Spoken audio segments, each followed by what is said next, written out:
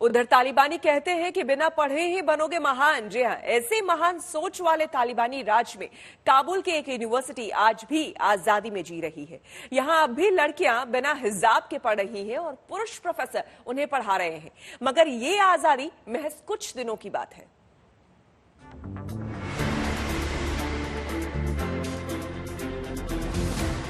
तालिबानी राज की ये दुर्लभ तस्वीरें हैं। लड़के लड़कियां साथ पढ़ रहे हैं, बीच में कोई पर्दा नहीं है, लड़कियों के चेहरे पर हिजाब भी नहीं है। प्रोफेसर साहब लड़कियों के सामने खड़े हैं और लड़कियों का रुख भी कर रहे हैं। ये काबुल की बायन यूनिवर्सिटी की 8 सितंबर की तस्वीरें हैं, मगर इन तस्वीरों को देखकर तालिबानियों से ज्यादा उम्मीद पालने की जरूरत नहीं। हम इस वजह से इन तस्वीरों को दुर्लभ कह रहे हैं क्योंकि अगला बुधवार आते ही ये तस्वीरें कट्टर तालिबानी हुक्म की तामील में इतिहास के पन्नों में दफन हो जाएंगी। बुधवार से यहां महिलाओं की आजादी छिन जाएगी, ज़हीनता पर तालिबानी जहालत सवार हो जाएगी। इस नीति के तहत लड़कों और लड़कियों को अलग कर दिया जाएगा और मुमकिन है कि वो क्लास में अलग समय पर आएं। हमारी क्लास आधिकारिक तौर पर अगले बुधवार से शुरू होगी। नई पाबंदियों के बाद वो हमें पिछले दशकों में ले जाना चाहते हैं, क्योंकि उन्होंने ऐसी कई पाबंदियां लगाई हैं जो सिर्फ लड़कियों पर लागू होती हैं। ये बयान तालिबानियों के लिए बद्दुआ से कम नहीं, मगर करें भी तो क्या, क्योंकि अमेरिका इन्हें आतंकियों और वहशियों के हाथ सौंप गया है और अब काबुल में उन्हीं की सरकार है और उनके तालिबानी हुक्म को मानना इनकी मजबूरी है।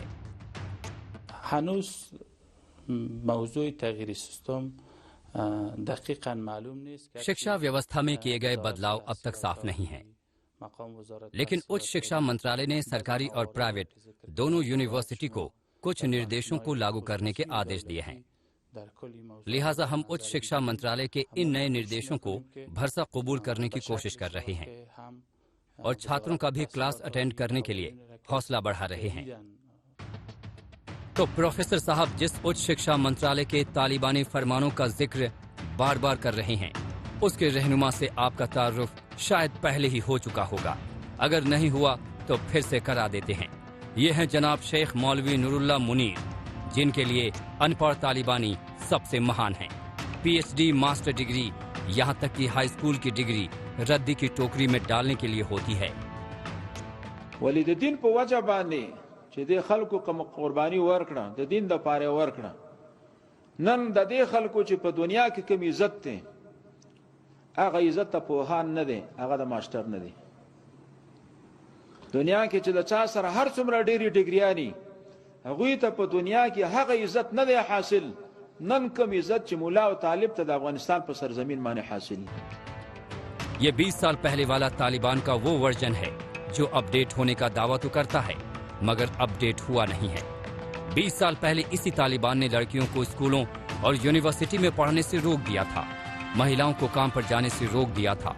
20 साल बाद ये फिर से उल जलूल दलीलें देकर उन पर पाबंदियां लगा रहा है। बहरहाल इस यूनिवर्सिटी के छात्रों को समझ नहीं आ रहा कि ये तालिबान पार्ट 2 उनके साथ क्या करने वाला है।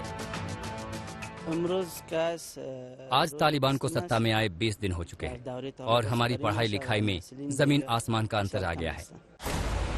दुनिया के कई देशों ने कह तो दिया है कि महिलाओं से तालिबान कैसा सलूक करता है, उसे देखकर ही वो अफगानिस्तान की मदद का फैसला करेंगे, मगर सच तो यही है कि अब तक किसी बड़े देश ने महिलाओं के साथ हो रही ज्यादती पर चूं तक नहीं की है। कुल मिलाकर अफगानिस्तान में महिलाएं बेहद मुश्किल में हैं। उनके खेलने पर पाबंदी लगा दी गई है। पढ़ने का हक तो फिलहाल उनके पास है, मगर पर्दे और हिजाब की पाबंदी के बाद अगला फरमान क्या आएगा, इसका डर उन्हें भी सता रहा है। आज तक ब्यूरो। और अब से कुछ देर पहले आपको बता दें, कांग्रेस नेता राहुल गांधी जम्मू दौरे पर पहुंचे हैं। वहां वो वैष्णो देवी मंदिर दर्शन करने के लिए जा रहे हैं। राहुल के इस दौरे को लेकर कार्यकर्ताओं में काफी उत्साह है। तस्वीरों में आप देख सकते हैं कि जब राहुल पहुंचे वहां जम्मू, तो किस तरह से यहां पर कार्यकर्ता फूल बरसा रहे हैं। जम्मू एयरपोर्ट पर कार्यकर्ताओं का जबरदस्त हुजूम देखने को मिला, जो कि उमड़े हुए थे राहुल गांधी के स्वागत के लिए। राहुल गांधी का ये 2 दिनों का दौरा है, जिसमें माता वैष्णो देवी के दरबार वो जाएंगे और बाकायदा ट्रैकिंग करके जाएंगे। उनके साथ कांग्रेस के और भी कई बड़े नेता होंगे जो कि माता के भवन तक पैदल यात्रा करके जाएंगे। और जो कार्यक्रम है उसके मुताबिक कटरा पहुंचने के बाद राहुल गांधी माता वैष्णो देवी के दर्शन के लिए पैदल जाएंगे। उनके साथ कांग्रेस के कई दिग्गज नेता और पदाधिकारी भी होंगे। देखिए हमारी संवाददाता मौसमी सिंह की रिपोर्ट। कहते हैं वैष्णो देवी माता के दरबार में वही आता है जिसको वो बुलाती है। आज राहुल गांधी वैष्णो देवी के दर्शन कर रहे हैं और दर्शनी देवड़ी से वो अपना सफर शुरू करेंगे। लगभग 13 किलोमीटर का ट्रैक है। यहाँ से राहुल गांधी 13 किलोमीटर ट्रैक करके जाएंगे। हालांकि ये पहली बार नहीं है जब वो ट्रैक कर रहे हैं, क्योंकि आपको याद हो इससे पहले भी उन्होंने केदारनाथ हो या मानसरोवर हो की यात्रा की थी और उसके बाद उस समय भी उन्होंने पैदल ही चलना जो है ज्यादा प्रेफर किया था। बहरहाल आप देखिए बेहद प्राकृतिक सुंदरता से भरा हुआ ये और आध्यात्मिक सुंदरता से भरा हुआ ये पूरा इलाका है। कहते हैं वैष्णो देवी मैया जब बुलाती हैं तभी आप आते हैं। और यहाँ पे ऊपर आप देखेंगे तो वो अर्धकुमारी का वो मंदिर आपको नजर आ जाएगा। अर्धकुमारी जो है आधे रास्ते पर है और कहते हैं कि अगर अर्धकुमारी के दर्शन नहीं हुए तो आपके दर्शन पूरे नहीं होते। उसके बाद लगभग 7 किलोमीटर का ट्रैक और रह जाता है वैष्णो देवी माता पहुंचने के लिए। राहुल गांधी रात को भवन में ही गुजारेंगे और उसके बाद कल वापस वो कांग्रेस कार्यकर्ताओं की बैठक लेंगे। हालांकि कहा जा रहा है कि राहुल गांधी का ये दौरा आध्यात्मिक है और इसमें कोई सियासत नहीं है, पर दोनों तरफ से जमकर इस मसले पर सियासत शुरू हो गई है। पुलिस प्रशासन की भी काफी भारी बंदोबस्त है और पूरे रास्ते में हम लोग को भवन के रास्ते में ये काफी चेकिंग का सामना करना पड़ा। रुक रहेंगे अगली खबर का और अब बात करनाल में चल रहे किसानों के धरने की। आपको बता दें कि करनाल जिला प्रशासन और किसानों के बीच कल दूसरे दौर की बातचीत भी नाकाम हो गई। किसानों का कहना है कि जब तक लाठीचार्ज के आरोपी अफसर पर हत्या का केस दर्ज नहीं होता और उन्हें नौकरी से बर्खास्तगी नहीं की जाती तब तक धरना जारी रहेगा।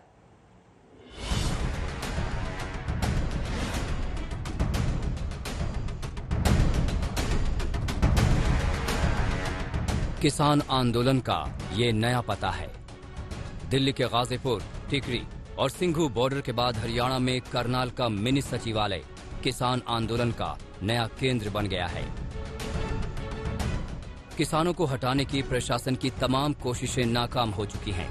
2 दौर की बातचीत नाकाम हो चुकी है क्योंकि किसानों के मुताबिक उनकी मांगों को लेकर अधिकारियों का रवैया अड़ियल है।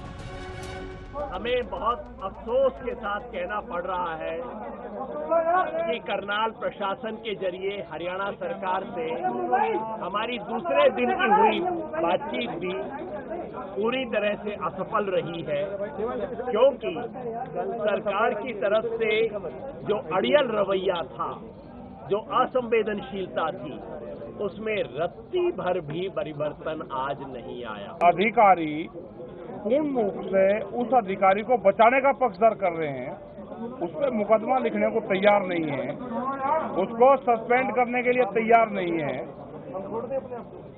और यही कारण है कि 3-3 घंटे में और कई दौर की मीटिंग आज भी हुई। तो जो चंडीगढ़ है वहां से पूरा डायरेक्शन यहाँ के अधिकारी ले रहे हैं। किसानों की आखिर वो कौन सी मांग है जिसे प्रशासन पूरा नहीं कर पा रहा है? किसान नेता की जुबानी सुनिए वो 3 मांगे। हमारी 3 मांगों को लेकर आज मीटिंग हुई है।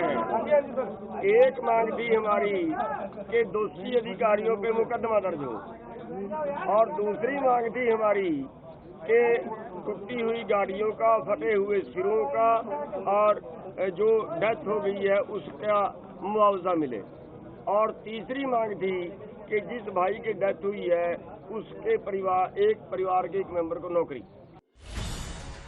28 अगस्त को करनाल में किसानों पर लाठीचार्ज हुआ था। किसानों के मुताबिक लाठीचार्ज तत्कालीन एसडीएम आयुष सिन्हा के इशारे पर हुआ था।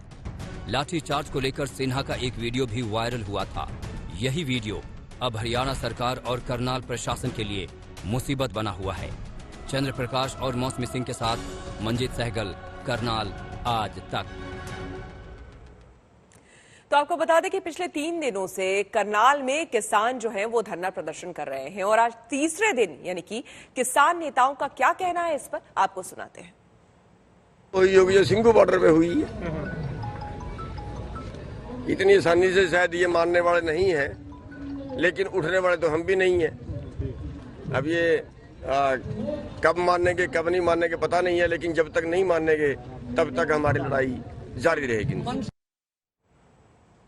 और अब खबर आपको हम झारखंड की खबर बताते हैं। झारखंड का जहां कल लाठीचार्ज पर सियासी पारा चढ़ गया। रांची की खबर है, राजधानी रांची की लाठीचार्ज के खिलाफ बीजेपी नेता राज्यपाल को ज्ञापन सौंपने पहुंचे।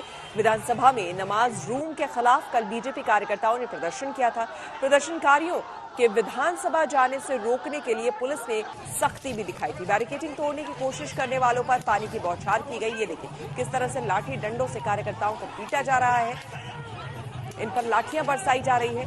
दरअसल विधानसभा में ये नोटिफिकेशन जारी किया गया कि विधानसभा में एक कमरा दिया जाएगा नमाज पढ़ने के लिए।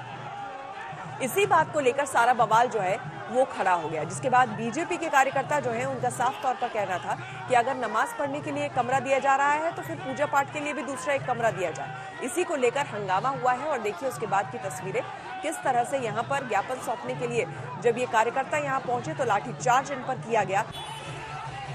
ये लाठीचार्ज की तस्वीरें आपको हम दिखा रहे हैं क्योंकि बैरिकेडिंग तोड़कर ये आगे निकल रहे थे।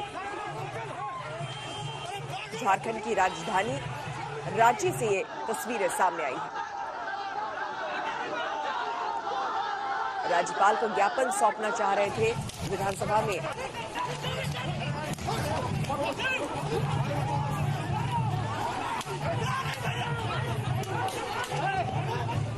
लोकतंत्र में गरीब को ये हक नहीं है कि विधानसभा और लोकसभा में बैठे।